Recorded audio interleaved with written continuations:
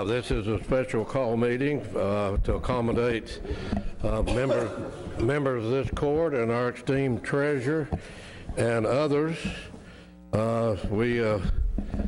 Jim Pruitt, and I know that about everybody knows that that Alltech has purchased their building along with others in the city. The old J.W. Call Funeral Home building is known.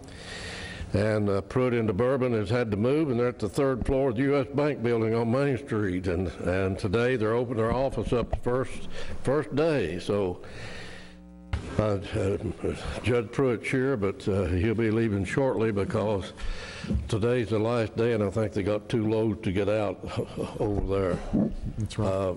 Judge, is that a paid legal advertisement? But they're in the U.S. Bank building on Main Street, and that's a firm that's been there for 39 years. So I find myself, I guess, walking toward that building like they do when you have business at that office. This is a special call meeting. Only thing that will be taken up is what's on the agenda. That is Kentucky Revised Statutes. So that we have a prepared agenda. So, Madam Clerk, we'll have a roll call of the members, please. Judge Rutherford. Present. Magistrate Anderson. Here. Magistrate Johnson. Here. Magistrate Murphy is delayed. Magistrate Robinson. Here. Magistrate Dotson. Here. Magistrate Harris. Here. We'll now have Pledge of Allegiance. Are we going to do prayer? Led by, well, I want to, let's do it this way. And I know that today that Murphy's not here, so Jim Pruitt, I want you to do 2 things. I want you to open us with prayer, and then I want you to do the Pledge of Allegiance. Thank you, Your Honor. Let's bow our heads. Our Heavenly Father, we praise you as the creator and author of all things. We thank you for the privilege of life and the freedom we enjoy in this democracy. We thank you for these public servants who serve us and sacrifice much for us all. We thank you for Judge Rutherford and the members of this Pike Fiscal Court, the County of Pike, and all who serve it. We ask your divine blessing on this day, and through your Spirit, the wisdom and discernment to serve the people of Pike County. In Jesus' precious name we pray. Amen.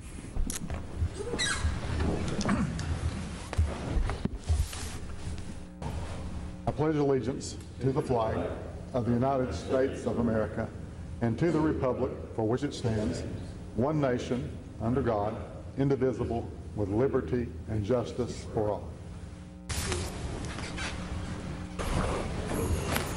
You have in your packet minutes of July 15th meeting. Jeannie and I have gone over those minutes and found them to be correct. If there are not any additions or corrections, I'll have a motion to approve the minutes. I have a motion, Magistrate Roberts, second from Magistrate Johnson. Have a roll call vote, please. Magistrate Anderson. Yes. Magistrate Johnson. Yes. Magistrate Robinson. Magistrate Dotson. Yes. Magistrate Harris. Yes. Judge Rutherford. Yes. Trey Adkins will give us a letter on a recommendation on naming the access at Elk Creek, and that letter will be forthcoming, and Jeannie will have it on the agenda for the next regular meeting of the court. So he has advised us that that letter will be coming within the next week. And with the details of who he wants to name, said he had discussed it with Magistrate Dotson. So once we get that, we will look at it and take some action on it.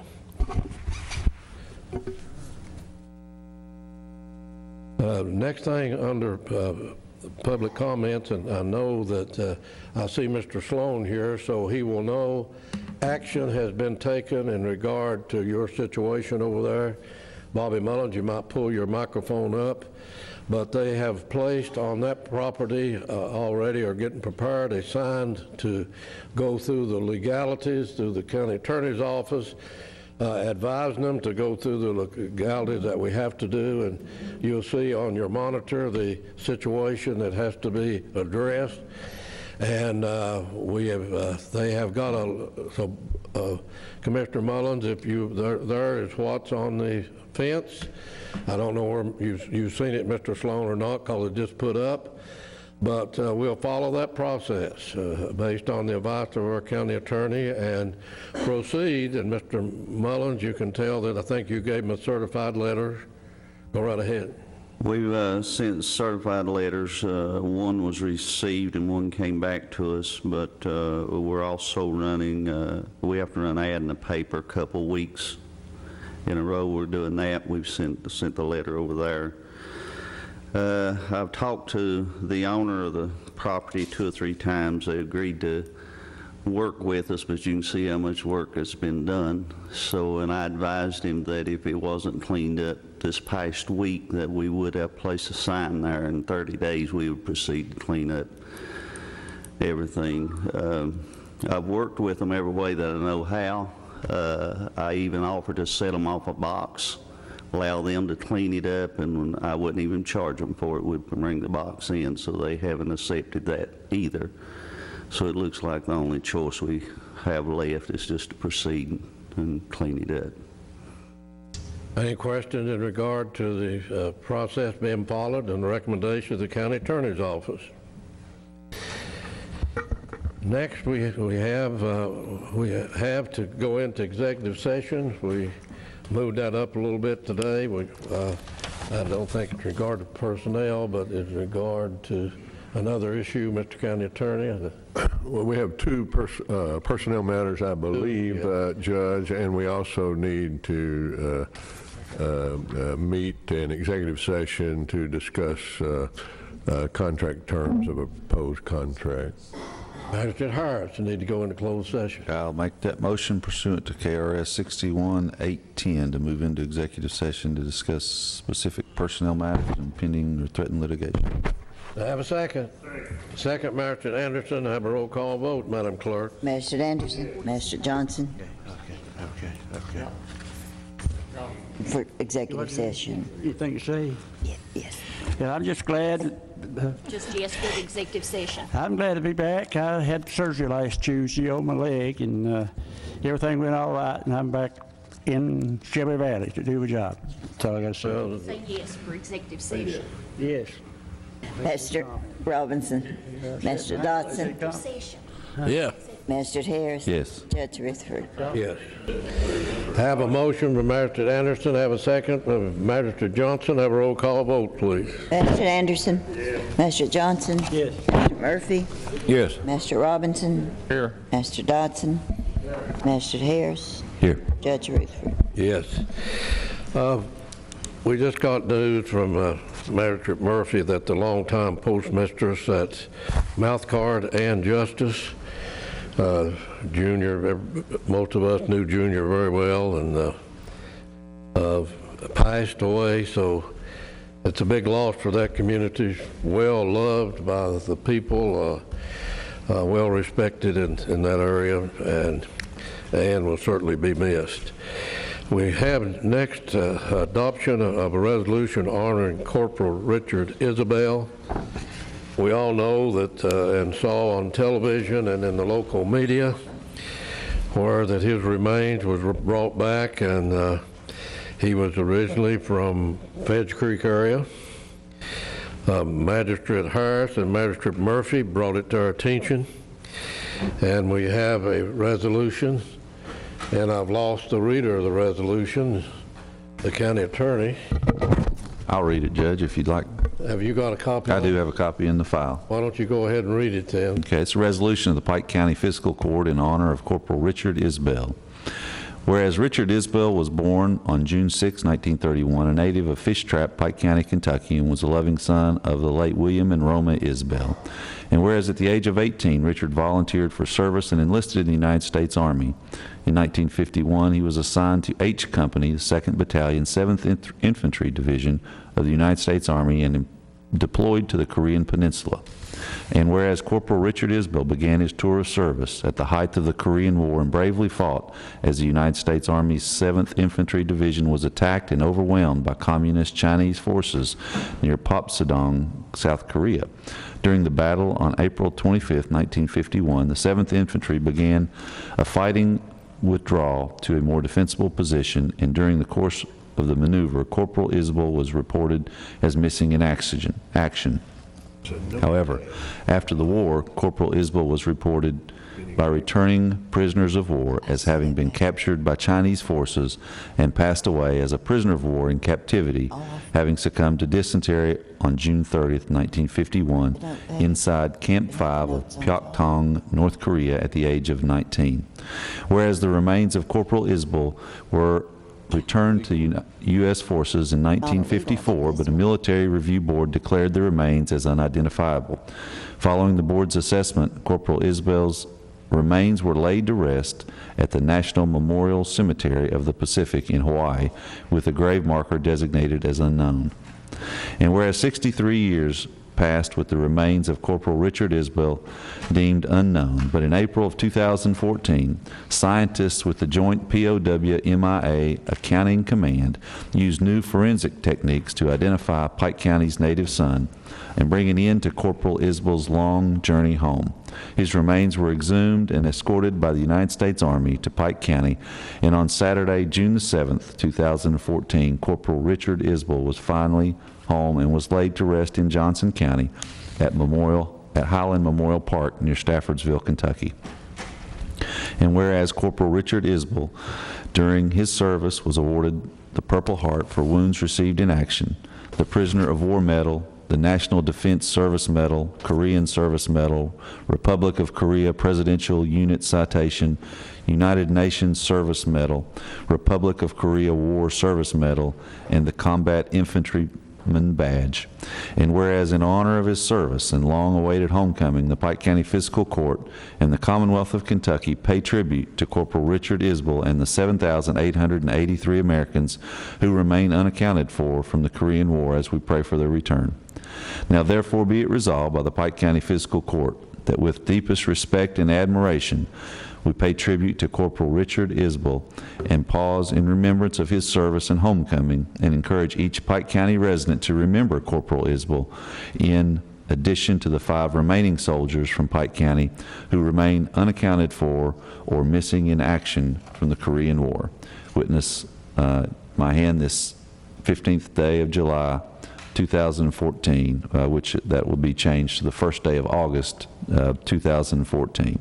Signed by the Judge Executive, the County Attorney, and all 6 magistrates. Dan, I want to thank you for the research you did on that. I think you did an admirable job of researching that and helping us form as you just heard, recognize the life and service of Corporal Richard Isbell. Now I have a motion. Motion by Magistrate Murphy. Have a second. Magistrate Harris. Have a roll call vote, please. Magistrate Anderson? Yes. Magistrate Johnson? Yes. Magistrate Murphy? Yes. Magistrate Robinson? Yes. Magistrate Dodson? Yes. Magistrate Harris? Yes. Judge Rutherford? Yes. Magistrate, that will be provided, Dan, to Magistrate Murphy, and he can deliver it to the family. Adopt a resolution for honoring the Honorable Charles Lowe Sr. Had the opportunity to go to the funeral home the other night for Judge Lowe. I worked with Judge Lowe for a number of years as probation and parole officer when he was judge in this very courtroom. It was used by the circuit court at that time. Judge Lowe was one of the most patriotic individuals that I've ever met in my life. He believed in this country and believed in what America stood for. He believed in the protection of this country by our armed forces. He was a proud Marine. Prairie Justice was sheriff at that time, and of course when the judge would approach the bench, Judge Lowe had him prepared to read what's read in the courtroom of justice in the Marine Corps. And I can remember the ending of that is sit down and be quiet. But it was direct. Judge Lowe continued to support the veterans in every way possible at the VFW and the DAV, and active in the Emmanuel Baptist Church. I can remember going to church there when Larry Keene was the pastor, and Charles Lowe had purchased himself a camera, and he recorded on a video the services each Sunday, and he put them on the cable system with Gearhart Communications, Interstate Mountain, the Gearhart Communications station. Very active in that church, and he's a great loss, a great American, a great Pike County, and a great loss to us. As we know, his son followed him into that position. But I would ask ask the county attorney, John Doug Hayes, if he would read what's been prepared in the resolution for Charles Lowe Sr. Thank you, Judge. And before I read this resolution, I want to take just a moment to say that I practiced law with and against Charles Lowe for many years. Actually, he defended a case that I filed on behalf of a fellow from over in Pond Creek on dust nuisance one time right here in this courtroom, and we had a 2 or 3 day trial. But you know, he was my friend before, during, and after that trial. He was one of the old time lawyers. He never took anything personal, and I appreciated that about Charles Lowe Sr.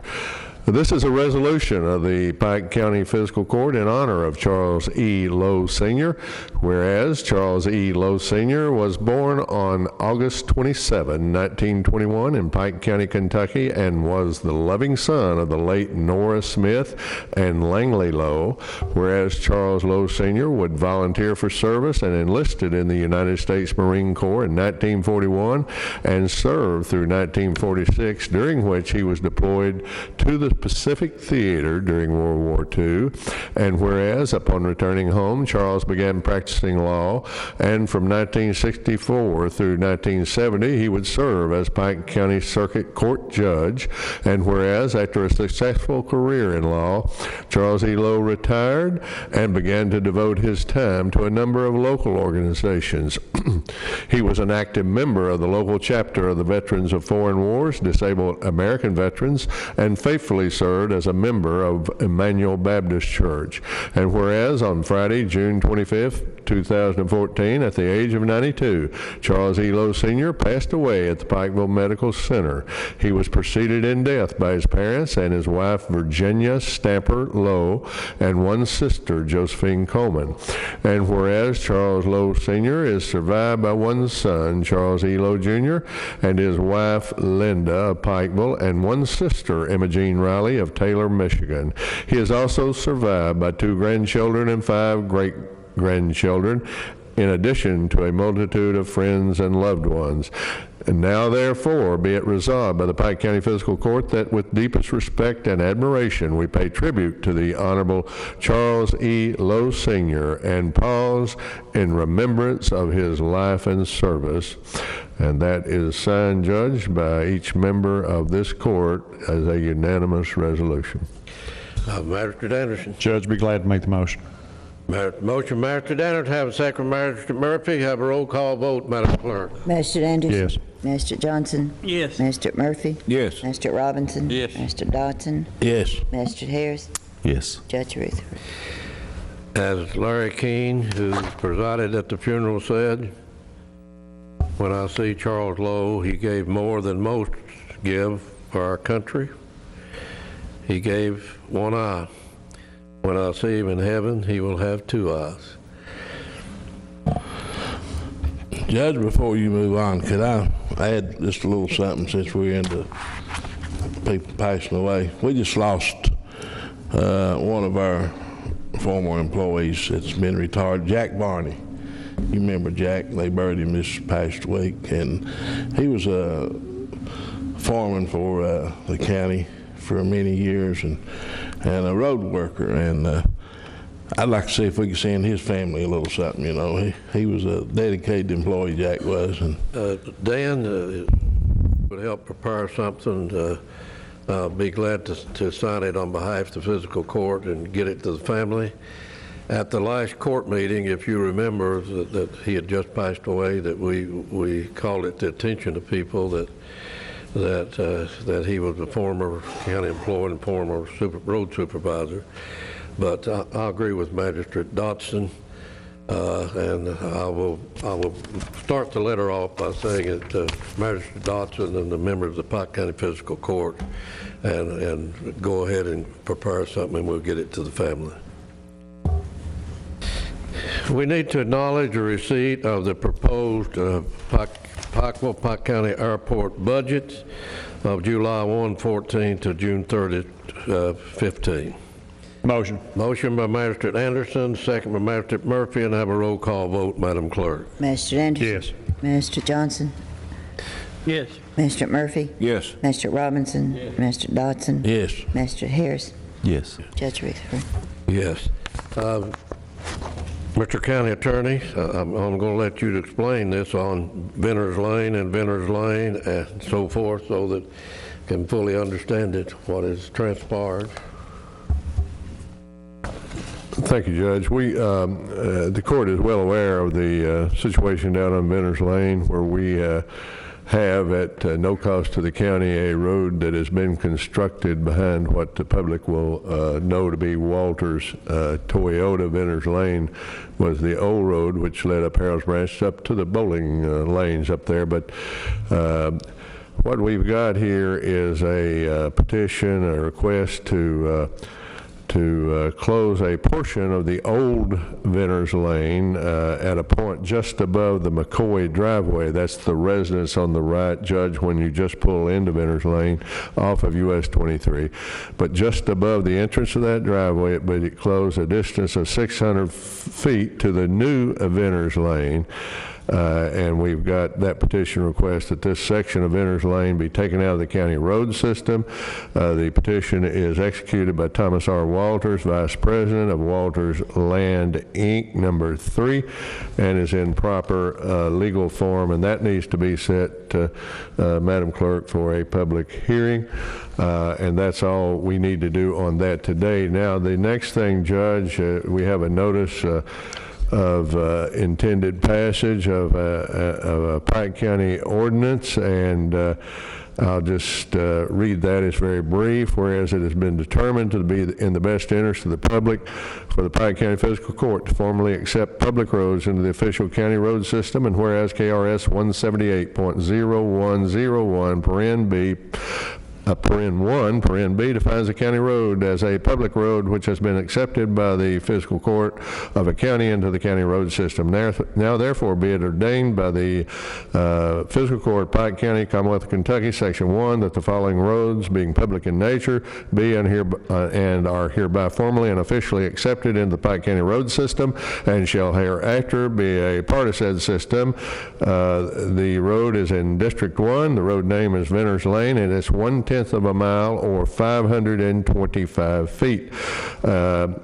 Judge, this is a first reading, requires no further action. The clerk will duly and legally advertise the same, and it will be ready for passage at the next court meeting.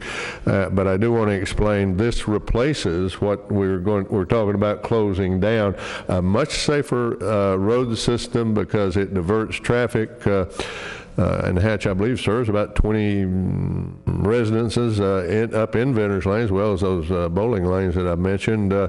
Will divert that traffic over onto the Kelsey Friend Boulevard. I don't know the state route number, and it'll enter and exit at the light there, just across from the old Marlowe's Country Palace near the Country Club.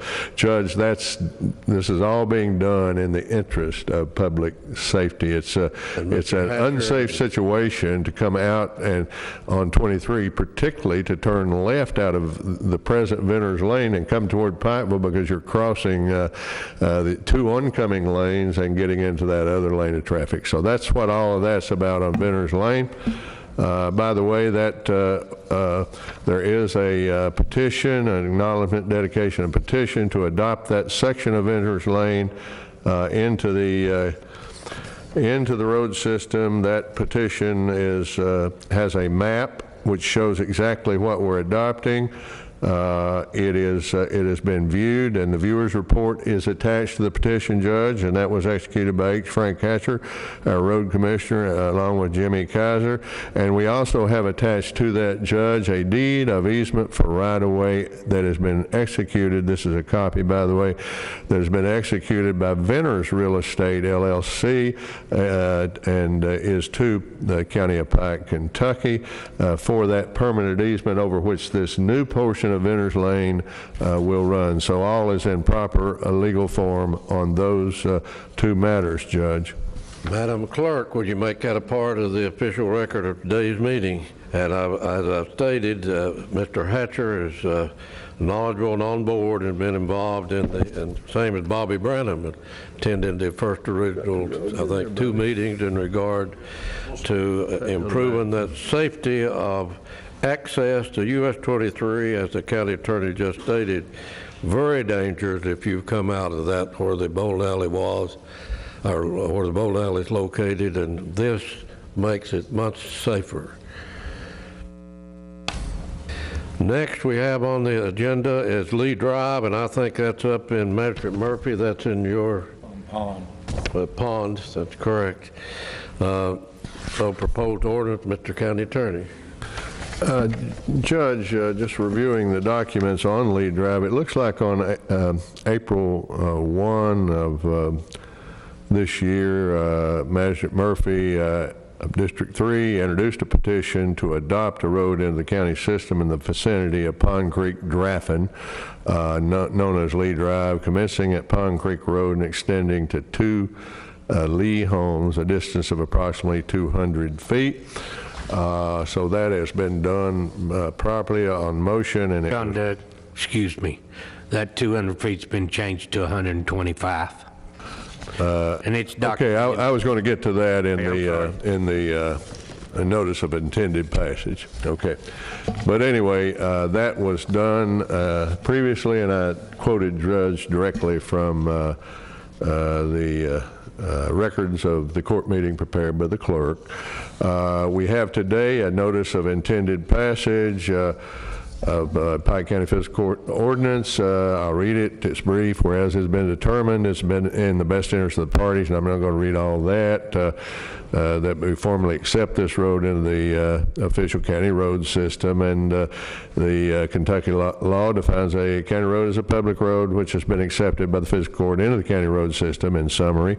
So the ordinance would take in, Judge, the following roads, which are public in nature and formally in an official manner. The road is in District 3. The road name is Lee Drive, and the distance is 125 feet. This is a first reading in summary form of notice of intended passage of that ordinance. The clerk will properly advertise the same in accordance with law. And Judge, that's all the action we need to do on that today. By the way, the record has in it a viewer's report. It is a road that serves 2 properties, which makes it legal to go into the county road system. It is a length, as Commissioner Hatcher says, of 125 feet, width of the road 10 feet, right-of-way width 15 feet. It's currently a gravel road. The viewer report is signed by Ron Reynolds and H. Frank Hatcher. H. Frank. Hateful Frank. All right, okay, I don't even know your real name. All right, but that's all in proper form, Judge. That is a first reading of the ordinance, and that will take care of Lee Drive. Judge? Madam Clerk, make that part of the record. Next, we have a proposed ordinance to accept Bear Fork and Chick. That is not your Bear Fork. That's in District 1. So, Mr. County Attorney, you and Magistrate Anderson will have to handle this one. Judge, this is something Magistrate Anderson has been attempting to get done for some time, and we're finally ready to get the ball rolling, as they say. This is a dedication petition to adopt public road into the Pike County road system. It's in the vicinity of Hurricane Creek, Pikeville. It's known as Bear Fork, Pikeville, Kentucky, Magistrate Johnson, not Bear Fork in the Shelby Valley, but it's commencing at the Bear Fork Village and extending 435 feet. I guess that's up Bear Fork. It's an extension, John Doe. Oh, it's an extension. All right. Okay. The road's already in the system. All right. So that'll make the total road length 800 feet. Is that correct? Okay. That is signed by the property owners as required by law. William E. Dameron, Chad Morris, and Robert Dameron. The signatures are on this petition. The sources of title are there, and that is, all these signatures have been properly notarized, and it is in conformity with law. There is a viewer report attached. A judge viewing this road, which has been executed by H. Frank Hatcher and Willard Kahn, his road, Jeff Anderson's road commissioner District 1, I should say. Okay, and we have with that I can find, oh, here it is, a notice of intended passage of an ordinance. Judge, in summary form, this just takes into the county road system as a public road in accordance with the law of the Commonwealth of Kentucky and the ordinances of this court. A road in District 1, road named Bear Fork, 800 feet. That is a summary form first reading of a notice of intended passage of this ordinance. It will be properly and duly and legally advertised by the clerk and will be ready for action at the next court meeting. Madam Clerk, Anderson, make that a part of the record of this meeting, please. Mr. Anderson, you want to comment on the effort on Bear Fork? I'm just tickled I'm getting 2 roads put in the system. All right. Okay, Judge. Mr. County Attorney, we have another one at Laura Lane.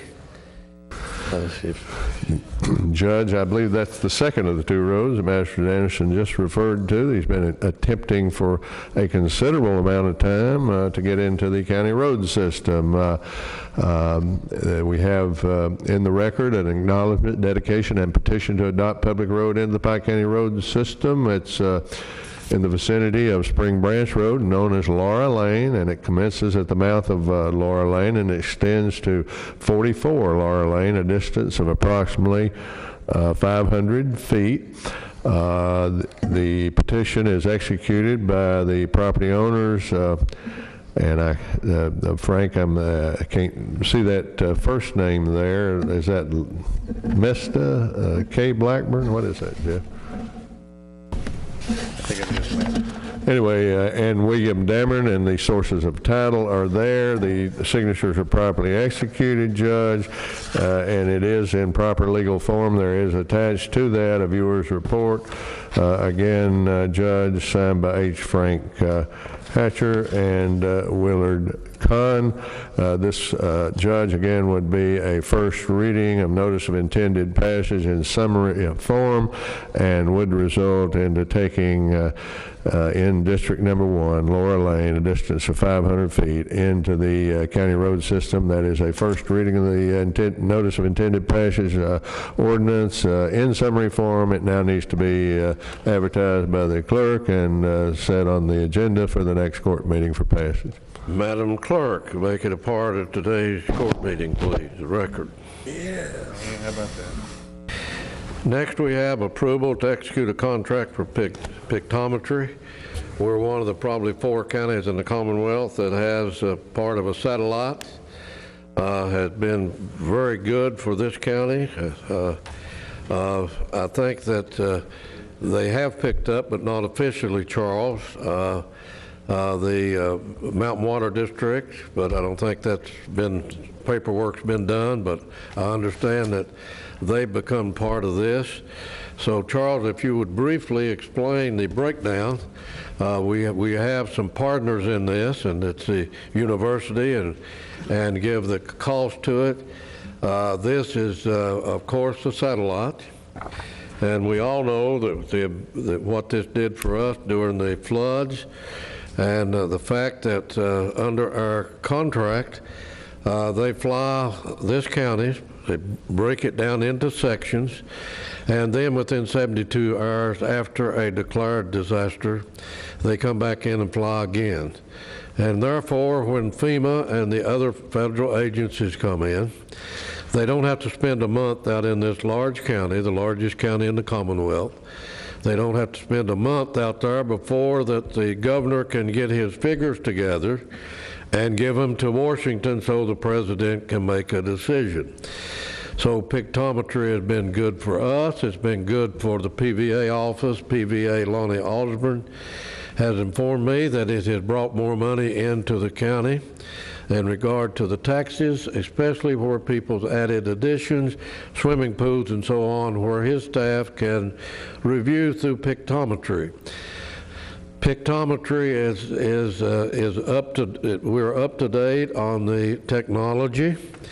It's amazing that you can go over to Charles's office and you can give him your 911 address, and he punches with his finger on his computer, and he gives you a printout of your residence and how far it is from a public roadway. And also, they are expanding this into our road program with Mr. Hatcher. As we put the bridges and the roads and the culverts and all the different county agencies that can take advantage and use pictometry and use the latest technology to make government work better for the people. Mr. Maynard. Okay. In your package, there's a copy of the contract that we're asking the court to approve today. First 2 pages are the sections that needs to be signed by the judge when everything's approved. Page 3 is a breakdown on what we're getting from pictometry. The last few flights we got 12-inch resolution of the entire county and 6-inch along the major highways. And with the new contract, we're getting 9-inch of the entire county and 4-inch along the major highways and the schools. And also out in the county, the old one was a north and south view, and we're getting north, south, east, and west with the new contract. And also with the new contract, we're getting 100 licenses for pictometry online. So the road foremen, Frank, commissioners, and all the masters will be able to access that online. You'll be able to view it, but you won't be able to edit anything because everything, you'll be able to see the road files, the building points, and any shape files that I have over there we can put on there, and you guys can view that. The total of that contract and the Floyd Pike Wallace Board pays 65%, is that correct? Yeah, on the last page of the contract is the breakdown. If you turn to that and look at that, it breaks down how the payment is made of this contract. City of Pikeville, of course, pays a percentage, Pike County government, Pike County Fiscal Court, and then the E911 board. And then, of course, if when I understand when Mountain Water comes on board, then that will be prorated, and the payments will be forthcoming. The payment won't be due until we get delivery of the product, which will probably be May of 2015. Mr. County Attorney, have you had an opportunity to review the contract? Judge, I have not. This is the first time I've seen this contract. Okay, if we need a motion to probably to approve it based upon the recommendation of the county attorney after he reviews the contract. Have a motion? Motion from Magistrate Anderson. Do I have a second? Second. I have a second from Magistrate Johnson. Have a roll call vote, please. Magistrate Anderson. Yes. Magistrate Johnson. Yes. Mr. Murphy. Yes. Mr. Robinson. Yes. Mr. Dodson. Yes. Mr. Harris. Yes. Judge Rutherford. That, Madam Clerk, will give permission for the County Judge Executive to sign it after it is approved by the County Attorney's Office.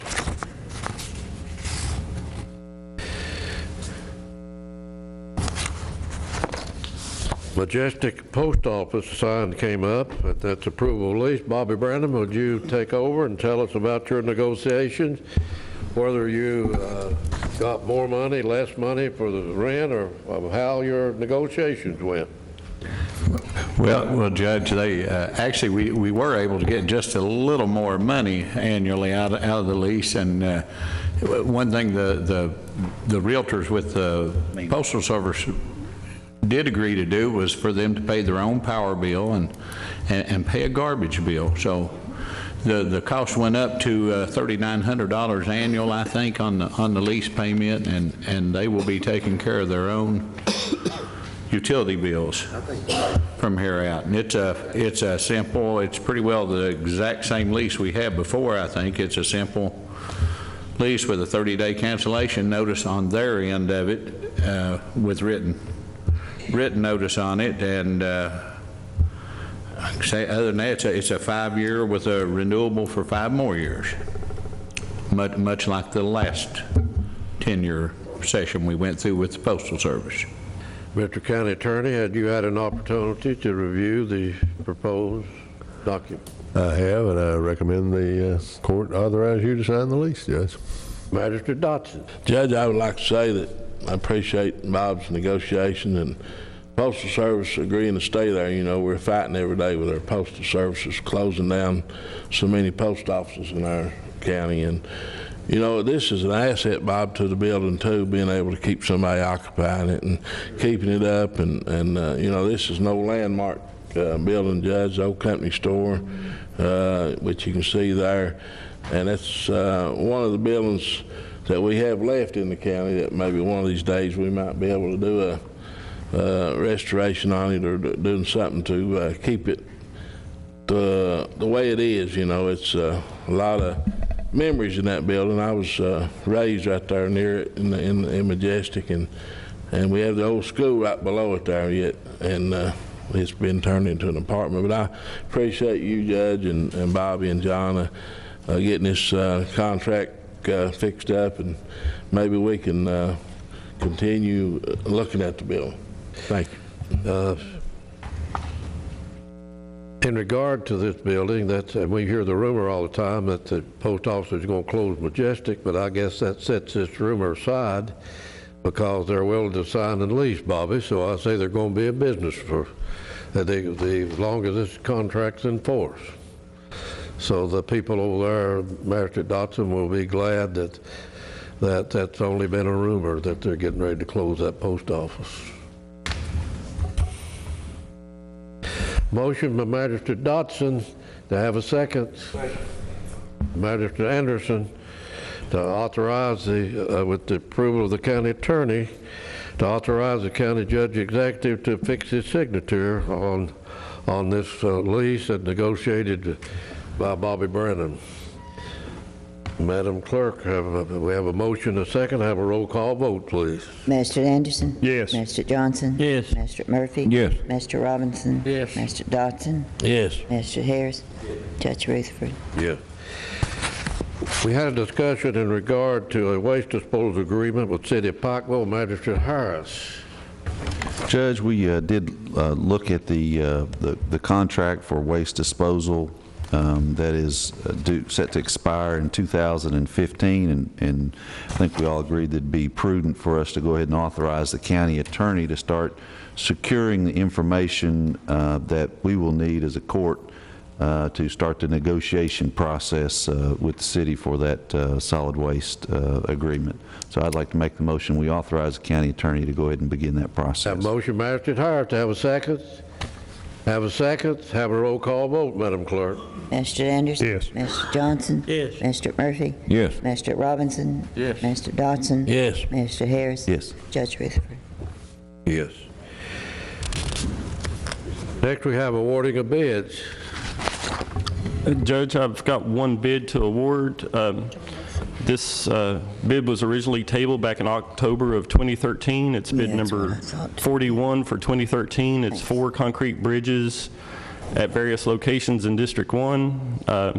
These 4 bridges are going to be part of the 80/20 program that the Kentucky Transportation Cabinet sponsors. Bridge number 1 is at Monty Low Branch. We received 5 bids. Evans Construction, total bid price $25,946. Mullins Enterprise, $61,200. Pikeville Paving, $20,180. Trey Atkins, $22,860. And York Smith Trucking, $30,921. Recommended to award the bid to Pikeville Paving with the lowest evaluated bid price of $20,180. Bridge number 2 is at Sycamore Road. Received 5 bids. Evans Construction, $27,644. Mullins Enterprise, $75,800. Pikeville Paving, $29,900. Trey Atkins, $28,320. And York Smith Trucking submitted a no bid. It is recommended to award the bid to Evans Construction with the lowest evaluated bid price of $27,644. Bridge number 3 is at Hertz Branch. Received 5 bids. Evans Construction, $28,740. Mullins Enterprises, $95,000. Pikeville Paving, $42,400. Trey Atkins, $33,885. And York Smith Trucking, $48,163.20. It is recommended to award the bid to Evans Construction with the lowest evaluated bid price of $28,740. And the last bridge is bridge number 4 at Billy Low Branch. Received 5 bids. Evans Construction, $34,540. Mullins Enterprises, $93,500. Pikeville Paving, $52,900. Trey Atkins, $34,849. And York Smith Trucking submitted a no bid. It is recommended to award the bid to Evans Construction with the lowest evaluated bid price of $34,540. And we've submitted all the paperwork and everything to the Transportation Cabinet. We haven't received the final executed MOA back from the state yet, so my recommendation would be to not let the contractors go to work on these until we get the final executed documents back in our hands. Mr. Hatcher, we will accept a motion and a second and a vote, but we will not give the work order until we receive the paperwork back. So on the recommendation of the purchasing agent to have a motion? Motion. Motion, Magistrate Anderson, to have a second. Have a second. Magistrate Murphy, have a roll call vote, please. Mr. Anderson? Yes. Mr. Johnson?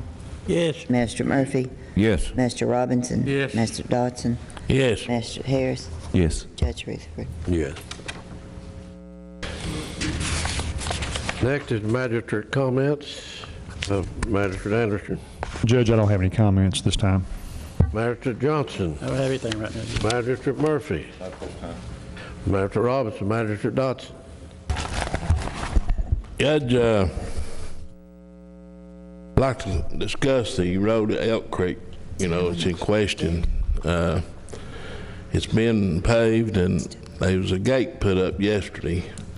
And I've been in touch with our county attorney, and there's some things we're going to have to do to get that gate taken down because it is a railroad has been parking cars on the track, and the crossing has been blocked, and that's the only way in and out if the crossing is blocked is the gate.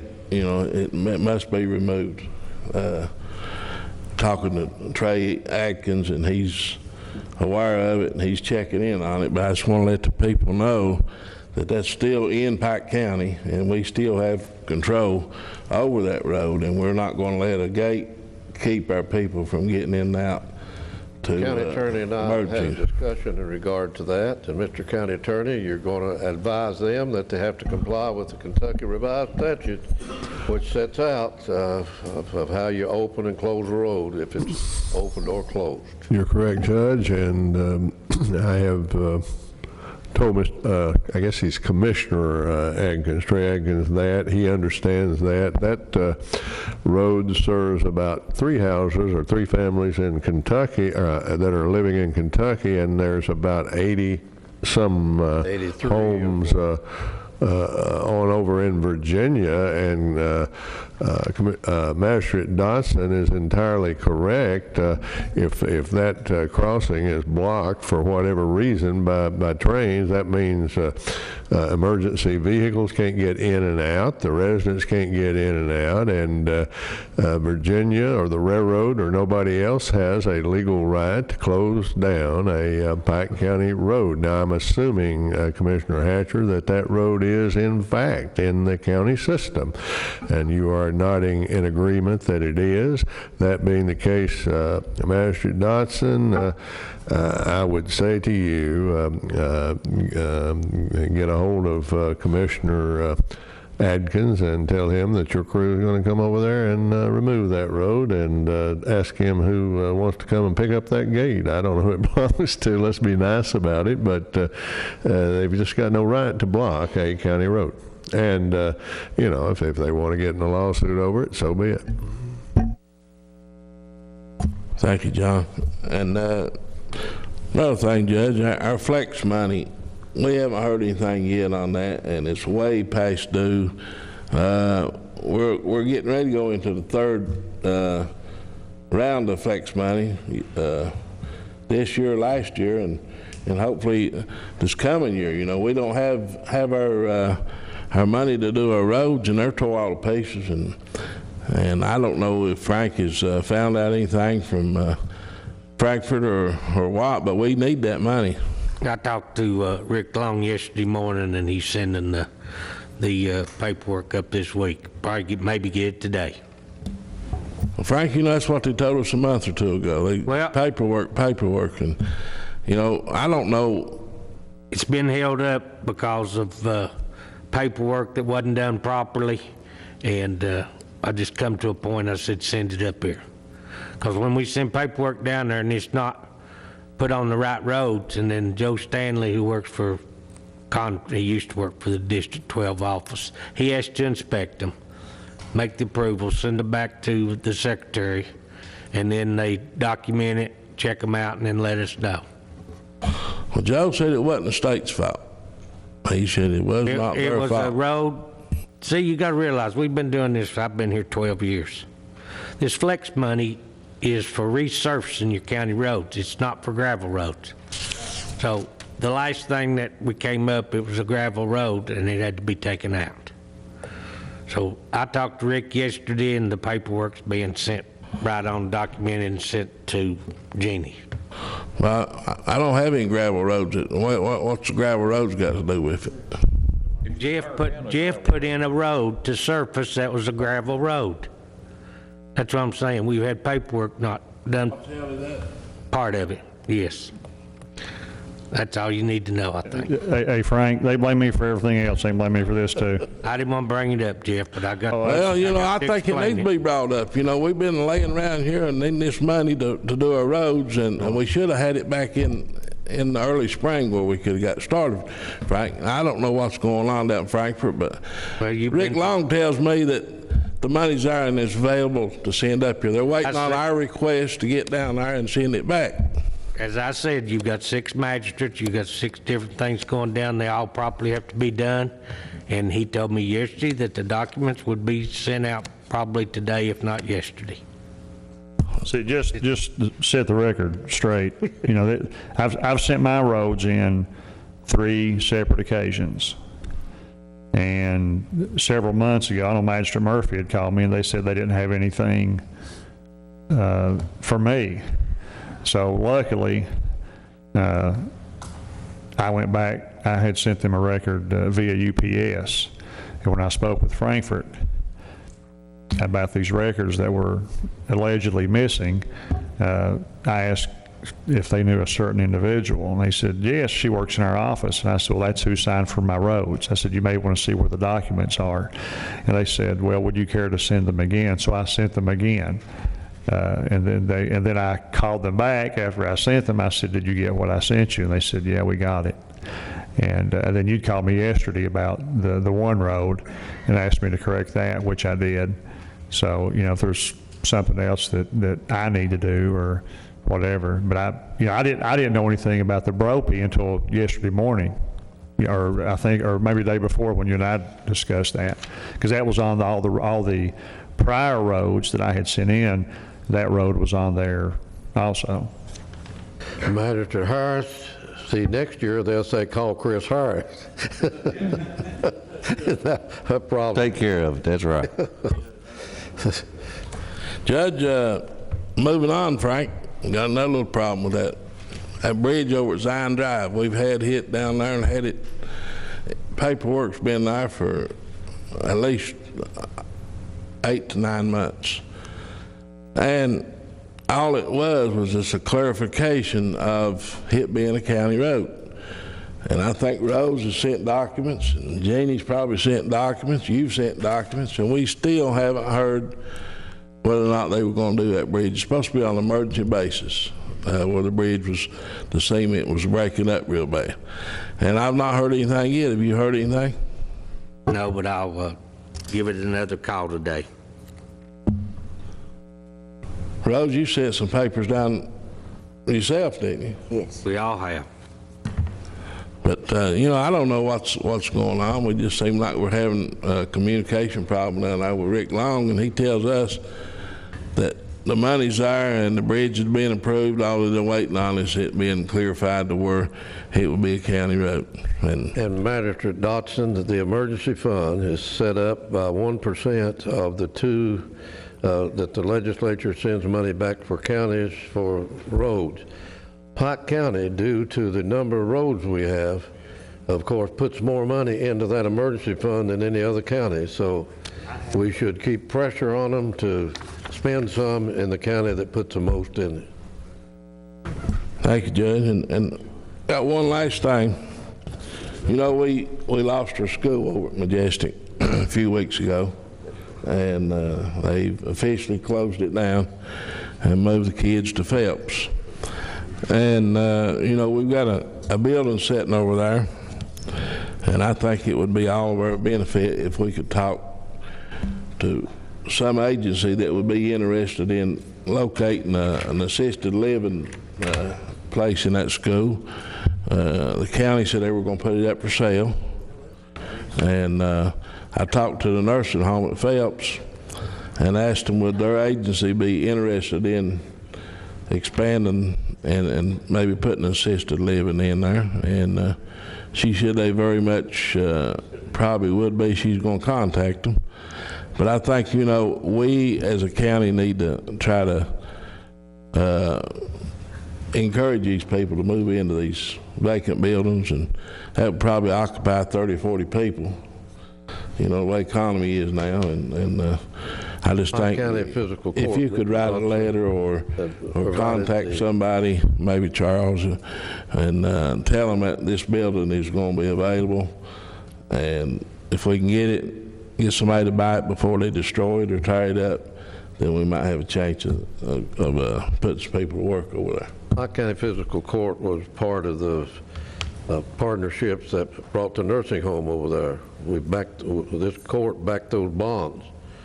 So I'm sure the court would be glad if we can work something in the future for that type of facility, would be glad to look again at that situation. Magistrate Harris. Madam Treasurer. Judge, I think you passed over on the magistrate's road work that needs to be. Mr. Anderson. Make a motion, we approve the magistrate's road work. Approve the magistrate's road work. Magistrate Anderson, we have a second. Magistrate Robinson. Have a roll call vote, please. Magistrate Anderson. Yes. Magistrate Johnson. Yes. Magistrate Murphy. Yes. Magistrate Robinson. Magistrate Dodson. Yes. Magistrate Harris. Yes. Judge Ruth. Yes, Magistrate.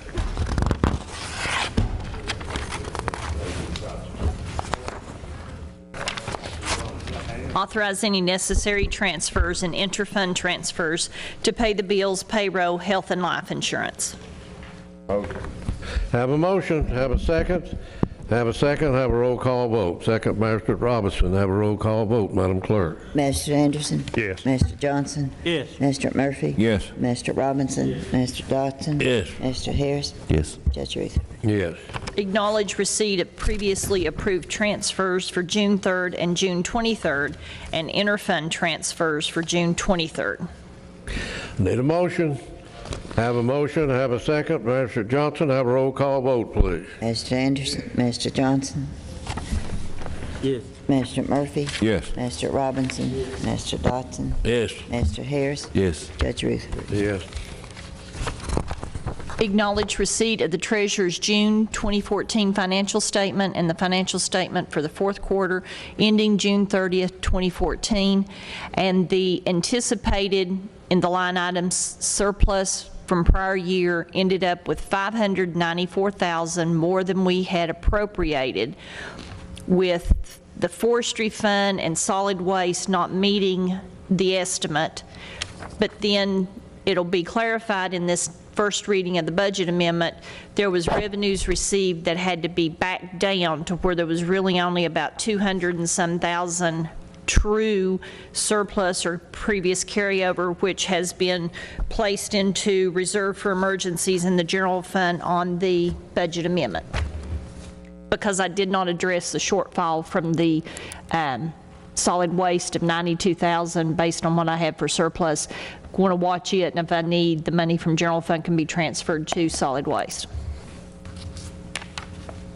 There's no vote Need a on that. motion on the recommendation of the treasurer, please. That's a. Have a motion. Is this just a first reading? We have not done it yet. This acknowledged the receipts of the financial statements. I was just giving you all a breakdown as to how the actual showed up. I'll make that motion.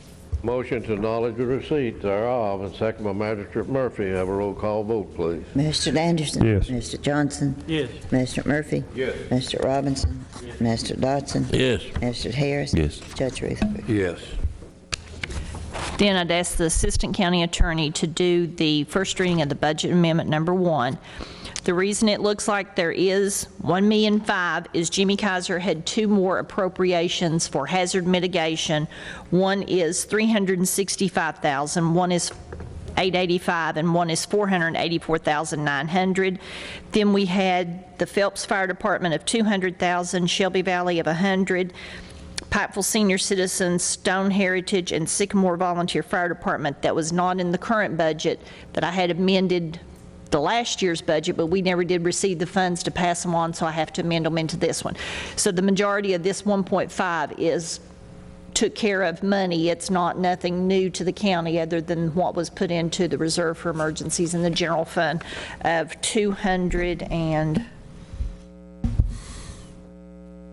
reserve for transfer only $306,000. County Attorney. This is first reading of Pike County Fiscal Court Budget Amendment Number 1 in summary form, an ordinance relating to the fiscal year 2014-2015 annual budget and amendment thereof, whereas the Pike County Fiscal Court has realized unbudgeted receipts from the following funds, be it ordained by the Pike County Fiscal Court of the Commonwealth of Kentucky.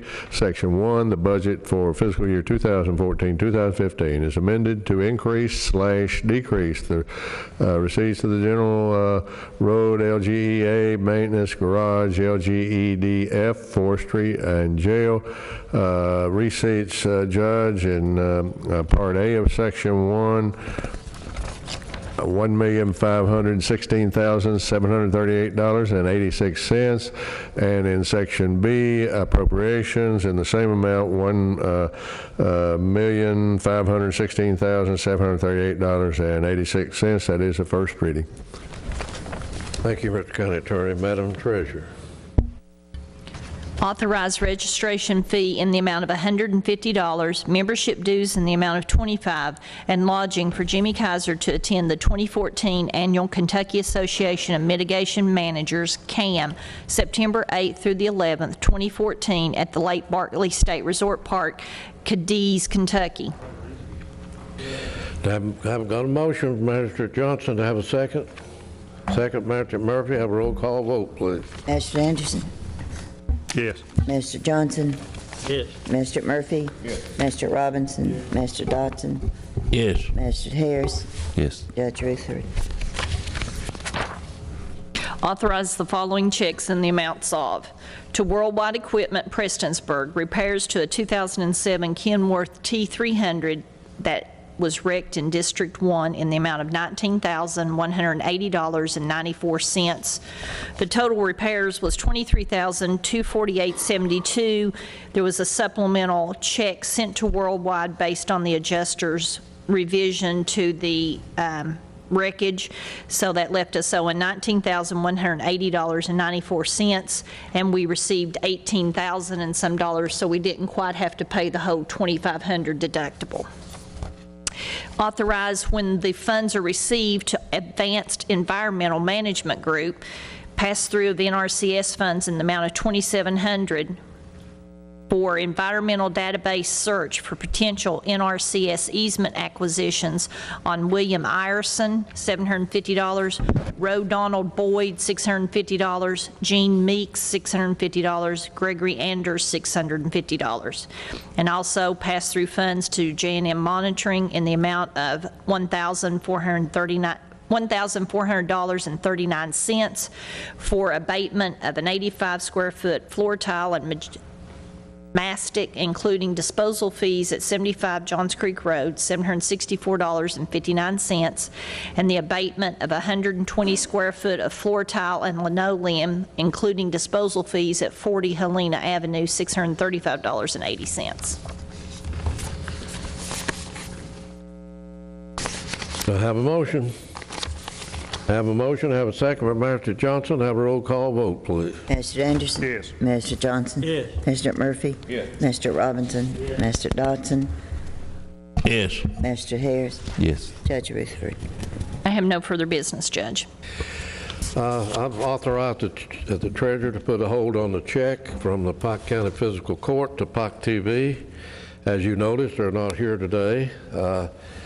That station is owned by the city of Pikeville and the Pike County Fiscal Court.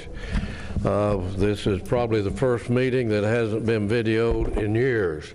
And we're aware that Jimmy Kaiser and Mr. Hatcher, they videoed the meetings prior to Pike, for the ideal that I came up with for Pike TV, appointed a committee to make it a reality. And seems that anymore that they just do what they want to do. The bylaws say that the city of Pikeville and the county gets first divot on anything that's going on. But to not show up at a physical court meeting, so I have authorized the treasurer, and a holt's been placed on the $30,000 check going to Pike TV. I've asked Jeannie to inform the chairman, Governor Patton, to put it on the agenda and to call a special meeting to take this issue up in regard to Pike TV. So that's, I wanted to inform the court of the action I've taken. I guess the court has noticed that they're not present today. We want to thank Gerhart Communications, who you see a camera in the courtroom, who is here, and here they are from another county, but here carrying us in our own television station, Pike TV. Didn't show up, or no show. So I think they need to be woke up, and I don't know of any other way to do it than to hit them in the pocketbook. Mr. County Attorney, do you have anything else to take up with the court today? Judge, a couple of matters. A week or so ago, the clerk, Rose Farley, being on vacation, we had to have a substitute clerk, and we mailed out some notices to the magistrates, a memo form, and with a copy of a Court of Appeals order reassigning for oral argument the case of UMG versus Pike County Fiscal Court. That is on appeal, as the court is aware. from the decision by a special judge from the Pike Circuit Court case. Several of the magistrates had expressed some interest in when that would be reassigned, and the reason it was reassigned, Judge, is when I broke my shoulder and could not make the oral argument that was scheduled about 2 or 3 weeks after that. But it is assigned August 20th, and I don't have a copy of the order here, but I believe it's at 1 o'clock. I know Magistrate Dodson, yours was returned as wrong address. I apologize for that, but I wanted the court to know that.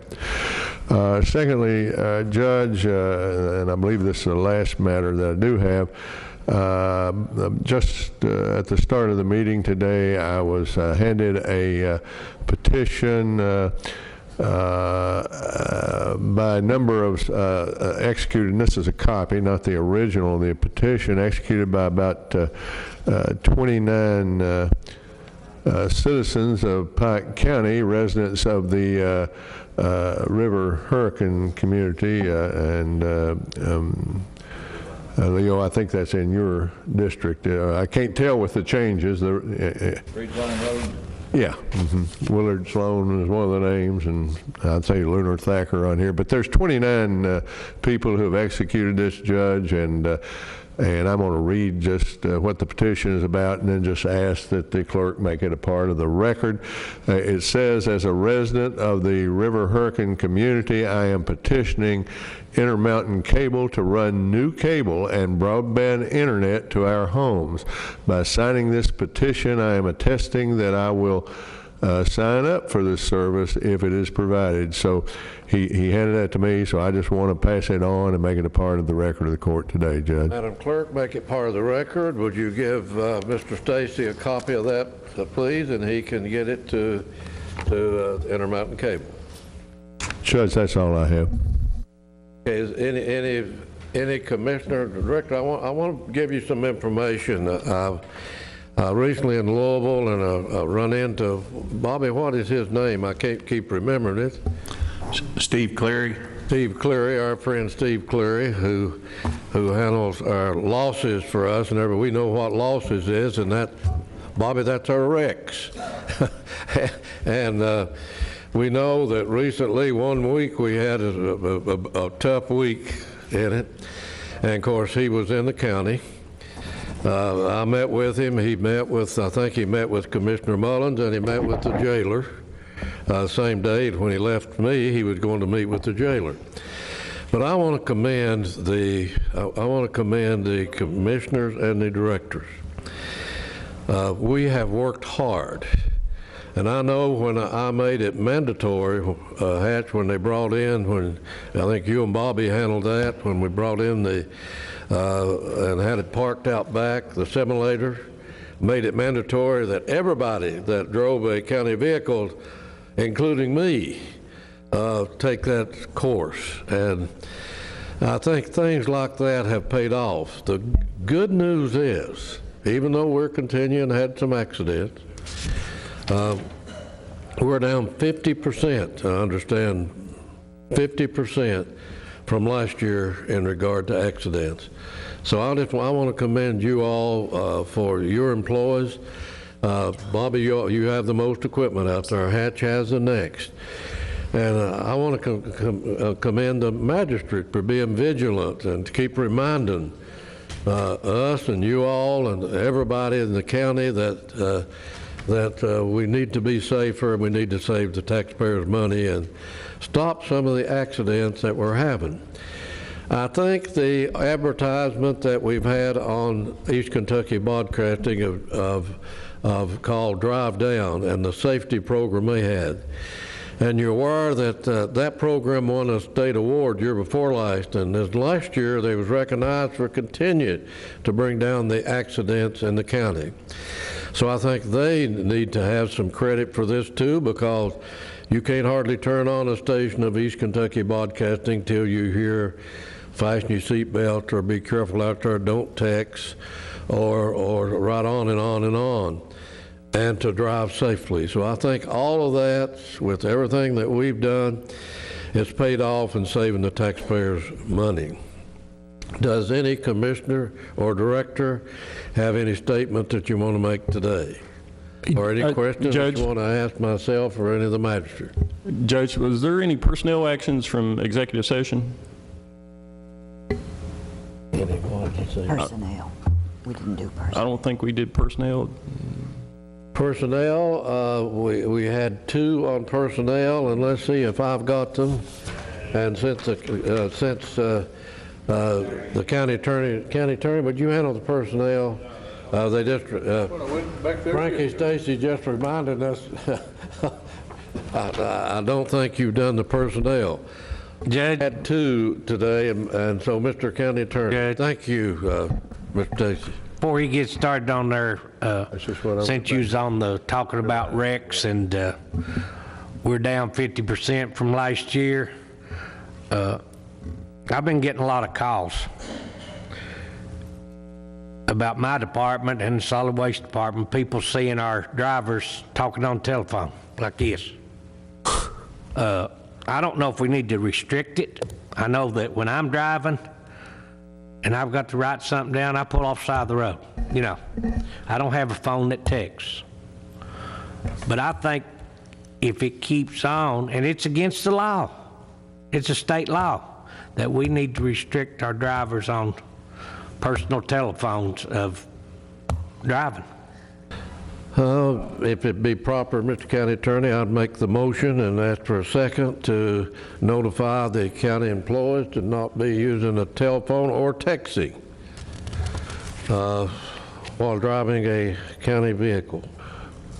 Is that proper, Mr. County Attorney? Judge, I don't even think you need the motion. I think you have to, I get tickled lawyers drop leases, and one of the boilerplate clauses, Master Harris, is they'll bet that the parties will obey all federal, state, and local laws. Well, you have to do that anyway.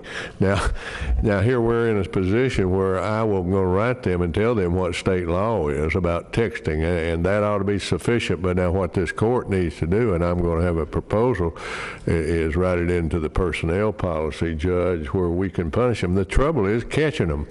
You know, you can't go on hearsay. There's people with knives sharpened out to get other people, and you know, you got to be careful there that you give our employees all due process. But I'll remind them what the law says and about the fact that they could be reprimanded, if not lose their jobs, for violating state law while they're driving. The next check that we send out to them? I will do that, Judge. Now, is that just for texting, or is that for talking on the cell phone? I believe it's texting only. I'm not sure, and we'll tell them, though, it's as a matter of policy. I think you can, legally, you can talk and drive. I think. In commercial vehicles? Yes. Okay, all right, I didn't. They can lose their CDO license and everything over it. Okay, yeah, so we definitely need to remind our truck drivers and solid waste drivers and everybody that was operating commercial equipment that they're not allowed to talk or. Each one of the commissioners, you know, could have meetings with their drivers and things and remind them of it. Present that to court at a later time? Yeah. Distracted driving is deadly driving. Yeah, and I'll have the notice to the employees in the next check. I'll get the personnel commissioner to sign that also, Judge, but I'll sign it as county attorney to reinforce that notion that it is against the law, not notion, but the fact that it is against the law. They could lose their CDL licenses. You know, there are serious repercussions. I'll get that done, and I'll look at the personnel policy too. Judge, if you're ready, while I got the microphone, I'll go ahead and do that. I had just excused myself, remembering that we had forgotten the personnel. I went in to get a copy of the only 2 items on there, but it'll just take me a moment. 2 jobs were posted. The first one was a truck driver dash roll-off / transfer truck solid waste lot at Johns Creek landfill at 3H rate of pay. We had 2 people bid on that. Judge, one was full-time, the other was temporary. Normally the full-time would always get the job. However, that full-time had crossed had already crossed bid within the past 12 months, and under the terms of our code and our contract, that full-time employee was not eligible for since he had crossed bid, and personnel therefore recommends Timmy Orris to receive that position. The second job is a mini packer driver, solid waste area number 2 at Belcher, 3H rate of pay. We had, looks like 5 people bid on that job, 3 full-time, 2 temporary. One of the 3 full-times was that same person who had already crossed bid and therefore was ineligible, and personnel recommends awarding that to the senior employee, Donnie Thacker Jr. That's all we have, Judge. Do I have a motion? That's my motion, and do I have a second? Second from Mr. Robinson. Have a roll call vote, please. Mr. Anderson? Yes. Mr. Johnson? Yes. Mr. Murphy? Yes. Mr. Robinson? Yes. Mr. Dodson?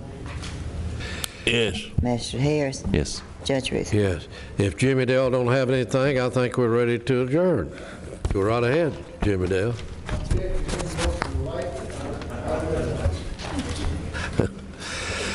Have a motion to adjourn. Motion. Got a motion, have a second, have a roll call vote, please. Mr. Anderson? Mr. Johnson? Mr. Murphy? Mr. Robinson? Yes. Mr. Dodson? Mr. Harris? Yes. Judge Ruth?